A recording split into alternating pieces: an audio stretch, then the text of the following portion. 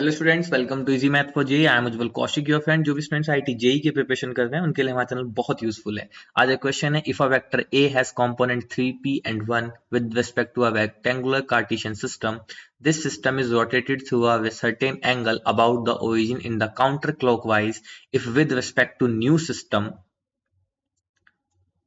a has component p plus 1 root 10, then value of P is equal to. बहुत simple और बहुत basic concept को क्या ही करता हुआ एक क्वेश्चन आया था। देखो कहना क्या चाहता है, हमें एक्स वाई प्लेन लेना है ना, रेक्टेंगुलर कार्टेशियन सिस्टम लेना है। तो ये हमने मान लीजिए एक्स वाई प्लेन ले लिया।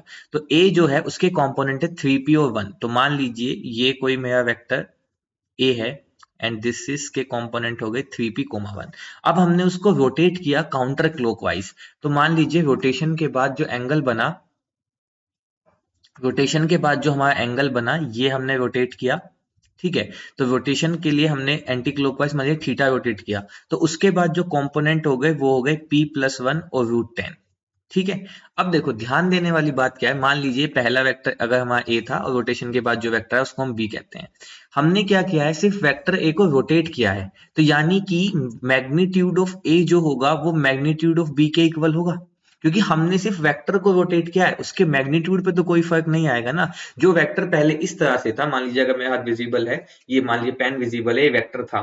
तो अब हमने इसको काउंटर क्लॉकवाइज रोटेट कर दिया। तो इस पेन की लेंथ थोड़ी चेंज हुई, लेंथ तो वही रही ना, मैग्नीट्यूड तो वही रही ना इस पेन का। तो बस यही है यहाँ पे, यही बिल्कुल सिंपल सा कॉन्सेप्ट था। तो अब यहाँ पे आप मैग्नीट्यूड ऑफ ए निकालेंगे तो this is nothing but under root of 9p square plus 1।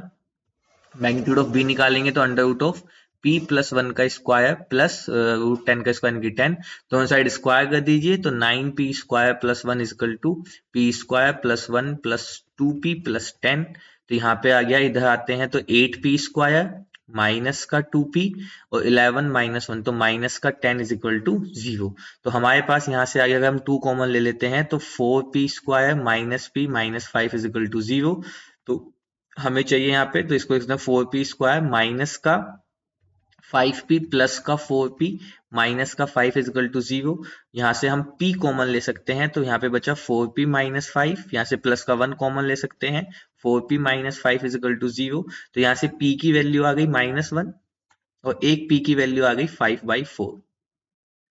तो देखते हैं -1 इज अवर ऑप्शन, तो -1 is right answer. I hope you are able to understand the video. If you have still doubt you can ask to me to the comment box. Thank you very much, please subscribe the channel, be happy.